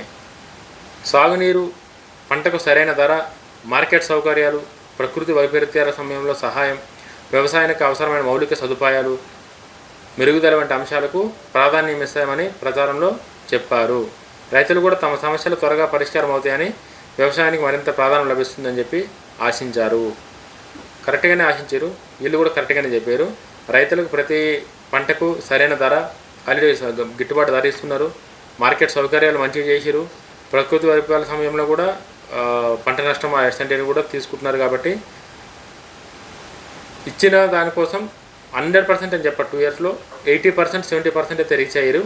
ఇంక రానున్న రోజుల్లో 100% కూడా ఖచ్చితంగా రీచ్ అవుతారు. పారదర్శక పాలన. ప్రజలకు జవాబుదారీతనం ఉన్న ప్రభుత్వం ఏర్పాటు చేయడం కూడా ప్రధాన హామీల్లో ఒకటి. ప్రజలకి అంటే అకౌంటబిలిటీ అనేది చాలా ఇంపార్టెంట్. ప్రజలకి అకౌంటబిలిటీ ఎంత ఇంపార్టెంట్ అంటే చాలా ఇంపార్టెంటు. అది పవన్ కళ్యాణ్ గారు చాలా సీరియస్గా తీసుకున్న అంశం కూడా. ప్రజలకు జవాబుదారీ ఉన్న ప్రభుత్వం ఏర్పాటు చేయడం కూడా ప్రధాన హామీల్లో ఒకటి. ప్రభుత్వ నిర్ణయాల్లో పారదర్శక ప్రజలకు సమాచారం అందుబాటులో ఉండడం, ప్రజలతో ప్రత్యేకంగా మమేకం కావడం వంటి అంశాలు ఎన్నికల సమయంలో ప్రస్తావించారు. ప్రజల్లో కూడా అదే అంశం నుంచి మంచి స్పందన ఏర్పడింది. ప్రజలు కూడా పవన్ కళ్యాణ్ గారు మాట్లాడిన ప్రతి మాటని యాక్సెప్ట్ చేశారు. పవన్ కళ్యాణ్ గారు వస్తే నిజంగానే మాకు చెప్పినట్టు ఇవన్నీ అవుతాయి అని చెప్పి నమ్మి పవన్ కళ్యాణ్ గారు కోటేయడం, గెలిపించడం కుటుంబ ప్రభుత్వానికి, ఇవన్నీ ఒక రీజన్. ఎన్నికల తర్వాత ప్రజల ఆలోచనలో సహజంగానే ఒక మార్పు వస్తుంది. ప్రచారంలో చెప్పిన మాటలు ఇప్పుడు పాలనలో ఎలా అమలవుతున్నాయో చూడాలని భావిస్తున్నారు. అప్పుడు మాటలు అయితే బాగానే చెప్పారు పవన్ కళ్యాణ్ గారు. ఇప్పుడు దాన్ని ఎంతవరకు చేస్తారు అన్నది గమనిస్తున్నారు ప్రజలు. అది టైం పూర్తి కాదు కాబట్టి మనం వెయిట్ చేద్దాం. వేగవంతమైన నిర్ణయాలు. ప్రజలు ముఖ్యంగా ప్రభుత్వ నిర్ణయాలను ఆలస్యం కాకుండా త్వరగా తీసుకోవాలని ఆశిస్తున్నారు. ప్రాజెక్టులు, సంక్షేమ పథకాలు, ప్రజా సమస్యల పరిష్కారం వంటి అంశాలలో వేగం కనిపించాలని కోరుకుంటున్నారు. నిజంగా అంటే ప్రజలైనా కాదు, ఇది నిజంగా చాలా మంచి పాయింట్. ఇది ఏ పార్టీ అధికారంలో ఉన్నా సరే కూడా వేగవంతమైన నిర్ణయాలు తీసుకోకపోతే చాలా ఇబ్బంది అవుతుంది పాపం ప్రజలకి. ప్రజలు ఎన్ని బాధలు పడతారో ప్రజలకే తెలుసు. అసలు అది కొంతమంది బాధలు మనం చెప్పలేము. అటువంటి సిచ్యువేషన్స్లో నిర్ణయాలు ఆలస్యం కాకుండా ఏదైనా సరే మంచా చెడ, గుడ్డ, బేడ, రైటా, రాంగా ఏదైనా సరే కూడా తొందరగా తీసుకోవాలని ఆశిస్తున్నారు. ప్రాజెక్టులు ఏవైతే ఇరిగేషన్ ప్రాజెక్టులు కావచ్చు, రాష్ట్రానికి సంబంధించిన ప్రాజెక్ట్స్ ఏవైనా సరే కూడా ఆలస్యం కాకుండా త్వరగా పూర్తి చేయాలని ఆశిస్తున్నారు ప్రజలు. సంక్షేమ పథకాలు కూడా ఇప్పుడే కాదు, ఎలక్షన్ల ముందు అప్పుడే అట్లా కాకుండా ఆ సకాలంలో ఇస్తే బాగా చాలామందికి లబ్ధి కూరుతుందని చెప్పి అదొకటి. ప్రజా సమస్యల పరిష్కారం వంటి రంగాల్లో వేగం అయితే ఖచ్చితంగా ఆ స్పీడ్ని అయితే ప్రజలు ఎక్స్పెక్ట్ చేస్తారు. అధికారులపై పర్యవేక్షణ. ఎన్నికల సమయంలో ఇచ్చిన హామీలు కేవలం రాజకీయ నాయకులతోనే పూర్తి కావు. వాటి అమలులో అధికారుల యంత్రాంగం చాలా కీలక పాత్ర పోషిస్తుంది. చాలా కరెక్ట్ ఇది. ఎన్నికల సమయంలో ఇచ్చిన హామీలు కేవలం రాజకీయ నాయకులతోనే, అంటే రాజకీయ నాయకుడు వచ్చి పవన్ కళ్యాణ్ గారు వచ్చి, చంద్రబాబు నాయుడు గారు వచ్చి, నారా లోకేష్ గారు వచ్చి హామీలు కేవలం రాజకీయ ఆలోచన పూర్తి కావు. వాళ్ళు వచ్చి చెప్పుకోతే పూర్తి అయ్యేటి కాదు. వాటి అమలులో అధికారుల యంత్రాంగం కీలక పాత్ర పోషిస్తుంది. అందుకే అధికారులు ప్రజలకు అందుబాటులో ఉండాలని, పనుల్లో జాప్యం తగ్గాలని, ప్రభుత్వ ఆదేశాలను సమర్థవంతంగా అమలవ్వాలని ప్రజలు ఆశిస్తున్నారు. నిజంగానే ప్రజలు ఎక్స్పెక్ట్ చేస్తున్నారు. ఇవన్నీ ఎన్నికల సమయంలో ఇచ్చిన హామీలు అధికార యంత్రాంగం చాలా క్రియలు పోషిస్తుంది. కాబట్టి అధికారులు, ప్రజలకు అందుబాటులో అధికారులు ఉంటేనే ఆ గవర్నమెంట్ మీద కానీ, ఆ ప్రభుత్వం మీద కానీ ఇంత విశ్వాసం, ఇంత నమ్మకం పెరుగుతుంది. కాబట్టి అది చాలా అవసరం. జాప్యం తగ్గాలని అంటే ఆదేశాలు కూడా అట్లనే ఇస్తారు పవన్ కళ్యాణ్ గారు. ప్రజలకు అకౌంటబిలిటీ ఉండాలని చెప్పి పవన్ కళ్యాణ్ గారు ఆదేశాలు కూడా అట్లనే ఇస్తారు. అభివృద్ధి పనుల్లో చురుకుదనం.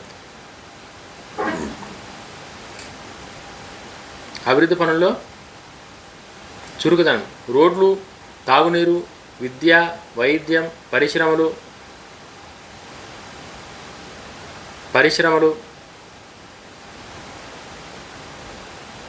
ఉపాధి, గ్రామీణ మౌలిక సదుపాయాల వంటి రంగాల్లో వేగంగా అభివృద్ధి కనిపించాలని ప్రజలు కోరుకుంటున్నారు. ఖచ్చితంగా ఏ గవర్నమెంట్ గెలిచినా సరే కూడా మా విలేజ్లో 10 సమస్యలు ఉంటే అట్లీస్ట్ ఒక 4-5 సమస్యలు ఈ గవర్నమెంట్లో తీరిపోతే బాగుంటుందని చెప్పి ప్రతి గ్రామాలలో ఉన్న ప్రజలు కావచ్చు, నాయకులు కావచ్చు కోరుకుంటారు. అది తప్పేం కాదు.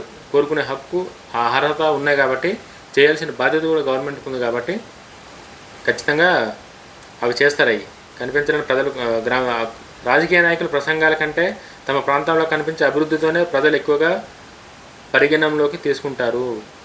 ఆడికి పోయి ఆ ప్రాంతానికి పోయి ముచ్చట్లు చెప్పిపోయేది అయితే కాదు, జరిగే మార్పులు వచ్చిపోయిన తర్వాత ఏం జరిగిందనేది ఇంపార్టెంట్ కాబట్టి ప్రజలు దాని మీద ఎక్కువ దృష్టి పెడతారు. సమతుల్యత విశ్లేషణ. ఎన్నికల హామీలు ఏ ప్రభుత్వానికైనా ఒక దిశను చూపిస్తాయి. అయితే వాటి అమలు, ఆర్థిక పరిస్థితులు, పరిపాలనా సామర్థ్యం, కేంద్ర రాష్ట్ర సంబంధాలు, చట్టపరమైన అంశాలు, సమయం అనేక అంశాలపై ఆధారపడి ఉంటుంది. కరెక్ట్. హామీలు ఇవ్వడం ఒక ఎత్తు, అమలు చేయడం ఇంకా పెద్ద ఎత్తు. అమలు చేయాలంటే ఇన్ని ఛాలెంజెస్ ఉంటాయి. ఏ ప్రభుత్వానికైనా సరే అమలు చేయాలంటే పరిపాలన సామర్థ్యం, కేంద్రంతో రాష్ట్ర సంబంధాలు, ఆర్థిక అంశాలు చాలా ఒకదానికొకటి లింక్ అయి ఉంటుంది కాబట్టి అది చాలా సమతుల్యత కొంచెం ఉంటుంది అట్లనే. అందువల్ల ఒక ప్రభుత్వం అంచనా వేయాలంటే కేవలం హామీల జాబితాలను మాత్రమే కాకుండా వాటి అమల్లో సాధించిన పురోగతి, ఎదురైన సవాళ్ళు, ప్రజలకు కనిపించే ఫలితాలను కూడా సమగ్రంగా పరిశీలించడం అవసరం. కరెక్ట్. అది కూడా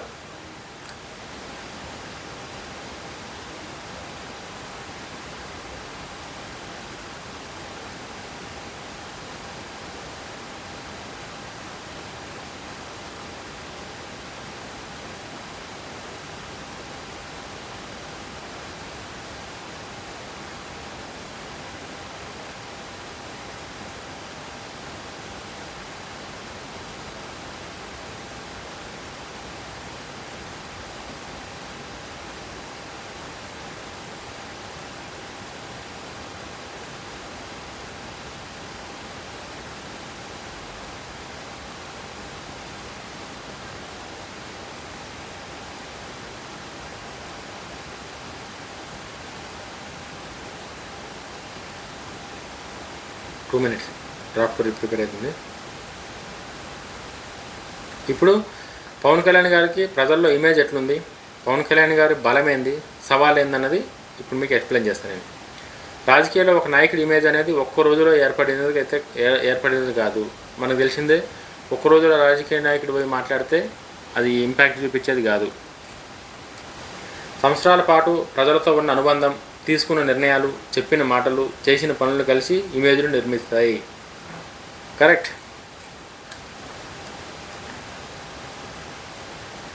పవన్ కళ్యాణ్ గారి విషయంలో కూడా ఇదే వర్తిస్తుంది. ఆయనకు బలమైన అభిమాన వర్గం ఉండటంతో పాటు పాలనలోకి వచ్చిన తర్వాత ఆయన పనితీరుపై కూడా ప్రజలు మరింత దృష్టి పెడుతున్నారు.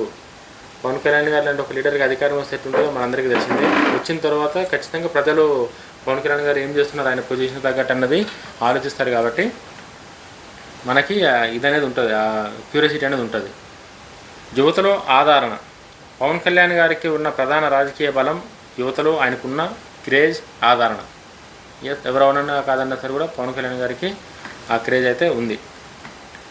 సినీ నటుడిగా వచ్చిన గుర్తింపుతో పాటు రాజకీయాల్లో కొత్త ఆలోచనలు ప్రస్తావించడం వల్ల యువతలో ఆయనకు ప్రత్యేక స్థానం ఏర్పడింది. ఆల్రెడీ పాపులారిటీగా ఒక రేంజ్లో ఉంది, పీక్స్లో. తెలుగు ఇండస్ట్రీలో ఎవరికి లేని ఫ్యాన్ బేసు, ఎవరికి లేని ఇదంతా పవన్ కళ్యాణ్ గారికి ఉంది కాబట్టి పాపులారిటీ విషయంలో పవన్ కళ్యాణ్ గారికి ఏం బాధ లేదు. బట్ రాజకీయాల్లో కొత్త ఆలోచనలు, కొత్త కాన్సెప్ట్లు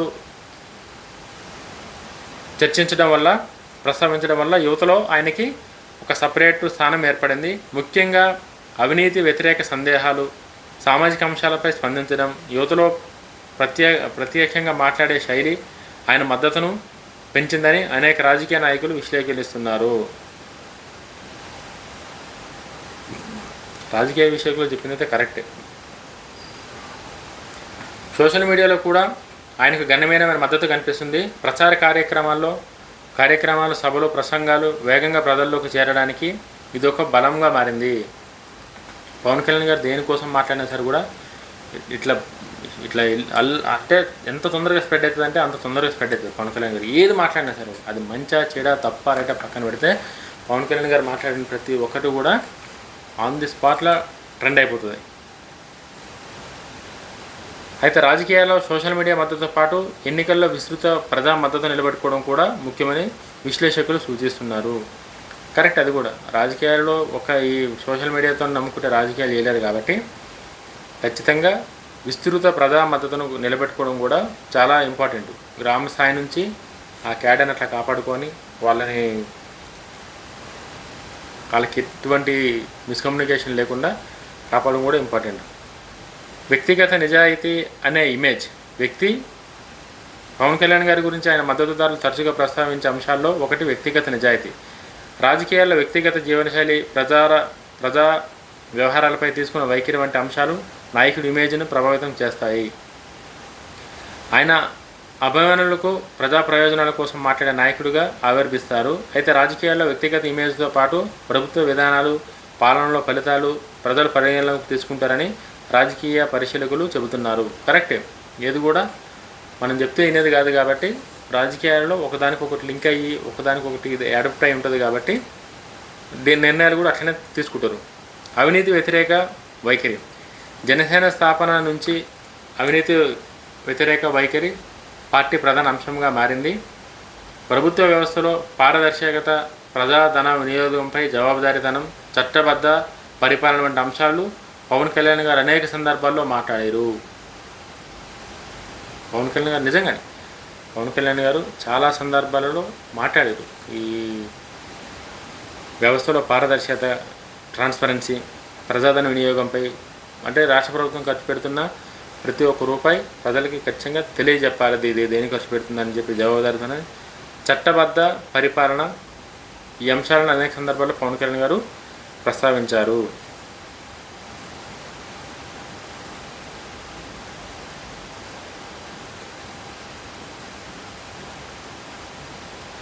ఈ మద్దతుదారుల అభిప్రాయం ప్రకారం ఈ వైఖరి ఆయనకు ప్రత్యేక రాజకీయ గుర్తింపును తీసుకొచ్చింది. ఇవన్నీ మాట్లాడడం వల్ల పవన్ కళ్యాణ్ గారికి మంచి రాజకీయ గుర్తింపు అయితే వచ్చింది. మరోవైపు విమర్శకులు అవినీతి వ్యతిరేక సందేశాలతో పాటు పాలన అమలులో చర్యలు కూడా ప్రజలకు అంచనాల్లో అనుగుణంగా ఉండాలని అంటున్నారు. అది కూడా కరెక్టే. భావోద్వేద ప్రసంగాలు, ఎమోషనల్గా మనసుకు తీసుకొని మాట్లాడే ప్రసంగాలు పవన్ కళ్యాణ్ గారి దగ్గర చాలా ఉన్నాయి. సామాజిక సమస్యలు, రైతులు, యువత, మహిళల వంటి అంశాలు భావోద్వేదంతో మాట్లాడడం ఆయన ప్రత్యేకగా భావించబడుతుంది. పవన్ కళ్యాణ్ గారు రైతుల గురించి మాట్లాడినా, మహిళల గురించి మాట్లాడినా, నిరుద్యోగుల కోసం మాట్లాడినా అది మాట్లాడిన ప్రతి ఒక్కరు కూడా చాలా ఎమోషనల్గా, చాలా బాగా దగ్గరగా ఉంటుంది అందరికీ. ఇలాంటి ప్రసంగాలు ఆయన అభిమానుల్లో ఉత్సాహాన్ని పెంచుతాయి. అయితే పాలనలో ఉన్న నాయకుడిగా ప్రజల ప్రసంగాలతో పాటు నిర్ణయాలు మరియు అమలు కూడా సమానంగా పరిశీలిస్తారని విశ్లేషకులు పేర్కొంటున్నారు. అది కూడా కరెక్టే. అదేం అంటే విశ్లేషకులు చెప్పేది తప్పు అని చెప్పేసి నేనన్నా, విశ్లేషకులు చెప్పింది కూడా రైటే. ప్రస్తుతం పవన్ కళ్యాణ్ గారికి ఎదురవుతున్న సవాళ్ళు. అంచనాలు చాలా ఎక్కువగా ఉండటం. పవన్ కళ్యాణ్ గారిపై ప్రజల అంచనాలు గతంతో పోలిస్తే ఇప్పుడు మరింత పెరిగినాయి. ప్రతిపక్ష నాయకుడిగా ఉన్నప్పుడు ప్రభుత్వాన్ని ప్రశ్నించడం ప్రధాన బాధ్యత అయితే ఇప్పుడు ప్రభుత్వంలో భాగంగా సమస్యలు పరిష్కరించడంలో ప్రత్యక్ష పాత్ర పోషించాల్సి ఉంది. అందువల్ల ప్రతి నిర్ణయాన్ని ప్రజలు, ప్రతి ప్రకటనను, అభివృద్ధి కార్యక్రమాన్ని నిశ్చింతగా గమనిస్తున్నారు. చాలా డీప్గా ప్రజలైతే, పబ్లిక్ అయితే చాలా డీప్గా చూస్తారు పవన్ కళ్యాణ్ గారు ఎట్లా చేస్తుండ్రు, ఏం కథ అని చెప్పి చాలా గట్టిగా అయితే చూస్తారు. పాలనలో కనిపించే ఫలితాలపై నిరంతర పరిశీలన. పవన్ కళ్యాణ్ గారి పాలనలో కనిపించే నిరంతర పరిశీలన. ప్రజలు సాధారణంగా ప్రభుత్వాన్ని రోడ్లు, ఉపాధి, సంక్షేమ పథకాలు, సేవల నాణ్యత, పరిపాలన సామర్థ్యం వంటి అంశాలను ఆధారంగా అంచనా వేస్తారు. కాబట్టి డిప్యూటీ సీఎం పవన్ కళ్యాణ్ గారి పనితీరు కూడా ప్రజలు పాలనలో కనిపించే ఫలితాలుగానే ఆధారంగానే పరిశీలిస్తున్నారు. ఎన్నికల సమయంలో ఇచ్చిన హామీలు ఎంతవరకు అమలవుతున్నాయి, ప్రభుత్వ కార్యక్రమాలు ప్రజలు ఎంతవరకు చేరుతున్నాయి వంటి ప్రశ్నలు నిరంతరం చర్చల్లో ఉంటున్నాయి. ఖచ్చితంగా ఎవరైనా సరే డిస్కస్ చేస్తారు, ఎట్లా నడుస్తుంది, ఏం నడుస్తుంది అని చెప్పి. అందరికీ పోయి చెప్పలేం కాబట్టి ఎవరికైతే తెలుసో వాళ్ళు 10 మంది చెప్తారు, మంచి జరుగుతుంది కాబట్టి. ప్రతిపక్ష విమర్శలకు సమాధానం ఇవ్వాల్సిన అవసరం. ప్రజాస్వామ్యంలో అధికార పక్షం, ప్రతిపక్షం మధ్య ప్రతి విమర్శలు సహజం. ప్రతిపక్ష పార్టీ ప్రభుత్వ నిర్ణయాలు, ఎన్నికల హామీలు అమలు, పాలనా విధానాలపై ప్రశ్నలు లేవలెత్తుతుంటాయి. అటువంటి సందర్భాల్లో ప్రజలు తన నిర్ణయాలను వివరించడం, పనితీరును ప్రజలకు తెలియజేయడం, విమర్శలకు వాస్తవాల ఆధారంగా స్పందించడం రాజకీయంగా ముఖ్యమైన అంశంగా మారుతుంది. అంటే ఇవన్నీ వాస్తవాలు కాబట్టి మనం యాక్సెప్ట్ చేయాల్సిందే. ఎవరున్నా సరే కూడా, చంద్రబాబు నాయుడు గారైనా, పవన్ కళ్యాణ్ గారైనా, రేవంత్ రెడ్డి గారైనా, కేసీఆర్ గారైనా, లోకేష్ ఎవరైనా సరే కూడా ట్రూ. పవన్ కళ్యాణ్ గారికి ఉన్న ప్రజాదరణ ముఖ్యంగా యువతలో ఆదరణ, వ్యక్తిగత ఇమేజ్ ఆధారంగా రాజకీయాల్లో ముఖ్యమైనవి. అయితే దీర్ఘకాల రాజకీయ విజయాన్ని నిర్ణయించేది కేవలం వ్యక్తిగత ప్రజారాధన మాత్రమే కాదు, పాలనలో సాధించిన ఫలితాలు, ఎన్నికల హామీలు, ప్రజల రోజువారీ జీవితంలో కనిపించే మార్పులు, ప్రభుత్వం ఏర్పడే విశ్వాసం కూడా కీలకం. ఒక్క నిర్ణయం వల్ల ఏది మారదు కాబట్టి ఇన్ని లింక్ అయి ఉంటాయి ఒకదానికి. అందువల్ల రాజకీయ ఇమేజ్ భవిష్యత్తులో ఎలా రూపుదిద్దుకునేది పాలనలో ఫలితాలు, స్పందన, రాజకీయాలపై ఆధారపడి ఉంటుంది. ఇప్పుడు పవన్ కళ్యాణ్ గారి ఇమేజ్ను విశ్లేషించాం. ప్రజల్లో చాలా మంచి అనుభూతి, చాలా మంచి పేరు అయితే పవన్ కళ్యాణ్ గారికి ఉంది.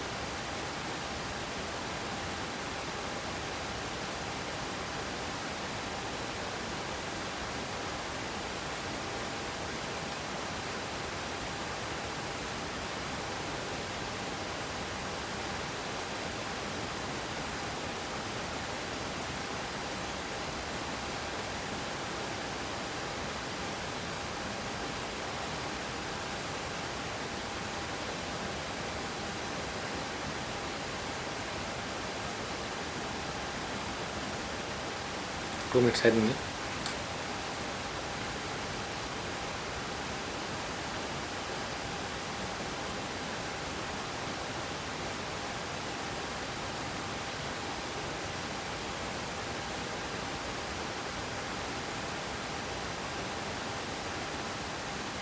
నాయకుల వ్యూహాలు, అధికార కూటమి, ప్రతిపక్ష రాజకీయాలు ఎత్తుగడలు. రాజకీయాల్లో ఎన్నికలు ముగిసిన వెంటనే రాజకీయ పోటీ ముగియదు. అప్పుడే కొత్త రాజకీయ వ్యూహాలకు నాంది పలుకుతుంది. ప్రజలు, అధికారంలో ఉన్నవారు ప్రజలకు ఇచ్చిన హామీలు అమలు చేసి విశ్వాసాన్ని నిలబెట్టుకోవాలని ప్రయత్నిస్తారు. మరోవైపు ప్రతిపక్ష ప్రభుత్వ పనితీరును పరిశీలిస్తూ ప్రజా సమస్యలు ముందుకు తీసుకువస్తుంది. ఈ నేపథ్యంలో ఆంధ్రప్రదేశ్ రాజకీయాల్లో అధికార కూటమి, ప్రతిపక్ష అనుసరిస్తున్న వ్యూహాలను పరిశీలిద్దాం. పవన్ కళ్యాణ్ గారు కేక్వాక్ కాదు కాబట్టి పవన్ కళ్యాణ్ గారు అధికారంలో ఏం చేస్తున్నారు, ప్రతిపక్ష వాళ్ళకున్న వ్యూహాలు కూడా ఇప్పుడు మనం మాట్లాడదాం. కూటమి ప్రభుత్వాల్లో ప్రధాన సవాలు భాగ్యశ్రమ పార్టీల మధ్య సమన్వయం కొనసాగించడం. విధాన నిర్ణయాలు, అభివృద్ధి ప్రణాళికలు, పరిపాలనా కార్యక్రమాలు వంటి అంశాల్లో సమిష్టి నిర్ణయాలను తీసుకోవడం కూటమి విజయానికి కీలకం. రాజకీయ విశ్లేషకుల అభిప్రాయం ప్రకారం సమన్వయం బలంగా ఉంటే ప్రభుత్వ నిర్ణయాలు వేగంగా అమలయ్యే అవకాశం ఉంటుంది. అదే సమయంలో భిన్నాభిప్రాయాలు పెరిగితే అవి పాలనపై ప్రభావం చూపే అవకాశం కూడా ఉంటుంది. ఇప్పుడైతే ప్రజెంట్ అవి ఏం లేవు కాబట్టి మనం దాని గురించి ఎక్కువ డిస్కస్ చేసుకునే అవసరం లేదు. ఇప్పుడు రెండు పార్టీలు, బీజేపీ, జనసేన, టీడీపీ, మూడు పార్టీలు చాలా నీట్గా, చాలా ట్రాన్స్పరెంట్గా ప్రజలకు ఎంత కావాలనో అంత అభివృద్ధి చేశారు కాబట్టి మనం వీటి గురించి ఎక్కువ డిస్కస్ చేసే అవసరం లేదు. అభివృద్ధి కార్యక్రమాలపై దృష్టి. ఏ ప్రభుత్వానికైనా అభివృద్ధి కార్యక్రమాలే ప్రజల ముందు కనిపించే ప్రధాన ప్రయాణం.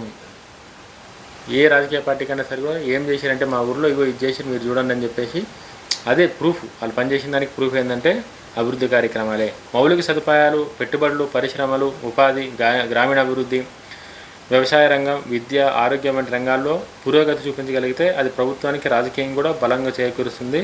ప్రజలు సాధారణంగా ప్రకటనల కంటే తన ప్రాంతంలో కనిపించే అభివృద్ధిని ఎక్కువ పరిగణనలోకి తీసుకుంటారు. ప్రకటనలో పేపర్లు వచ్చిన దానికన్నా మన ఊళ్ళో ఏం జరిగిందని ప్రజలు ఎక్కువ మాట్లాడుకుంటారు కాబట్టి ప్రజలకు కళ్ళ ముందు కనిపించేవి చేస్తే ఆ పార్టీ పైన విశ్వాసం, పార్టీ పైన నమ్మకం ఇంకెక్కువైతే పెరుగుతుంది. ఎన్నికల హామీలపై ప్రాధాన్యం. ఎన్నికల సమయంలో ప్రకటించిన హామీలు అమలు ప్రభుత్వ విశ్వసనీయతకు ముఖ్యమైన అంశం. ప్రజల సంక్షేమ పథకాలు, అభివృద్ధి కార్యక్రమాలు, ఉపాధి అవకాశాలు, రైతు సంక్షేమం, మహిళా భద్రత వంటి అంశాల్లో స్పష్టమైన పురోగతిని ఆశిస్తారు. రాజకీయంగా కూడా ఇవి చాలా ఉపయోగపడతాయి పార్టీకి.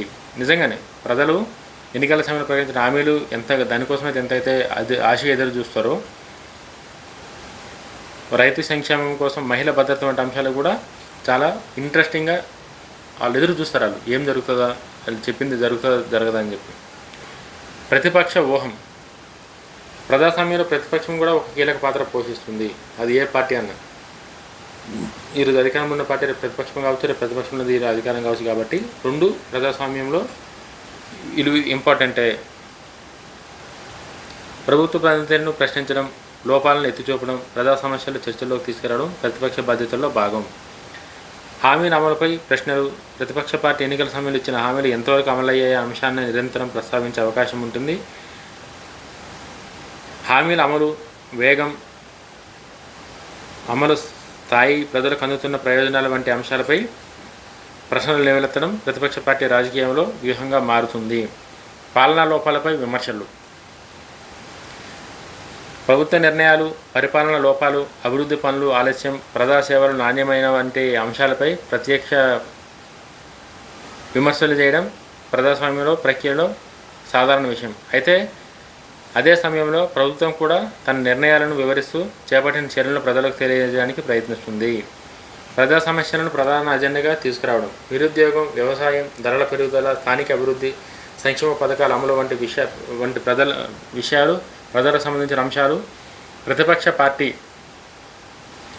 ప్రధానంగా అవకాశం ఉంది.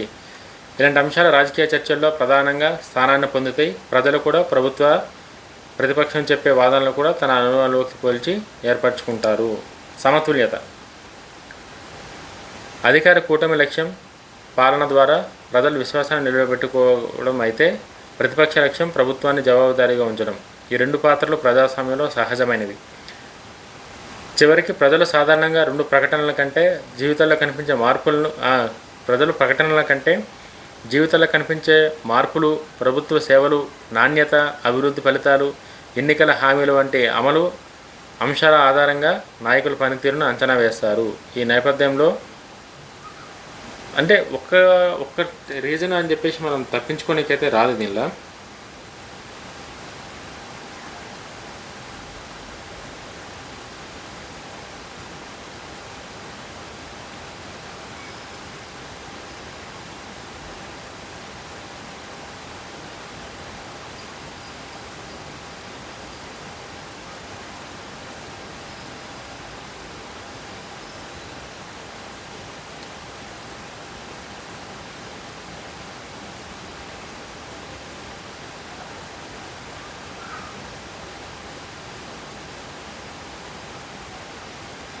ఇప్పుడు పవన్ కళ్యాణ్ గారు విజయానికి దోహదపడే అంశాలు: ఎన్నికల హామీల అమలు, పాలనలో స్పష్టత, ఫలితాలు, ప్రజల విశ్వాసం కొనసాగించడం, కూటమి ప్రభుత్వంలో సమన్వయంగా ఉండటం.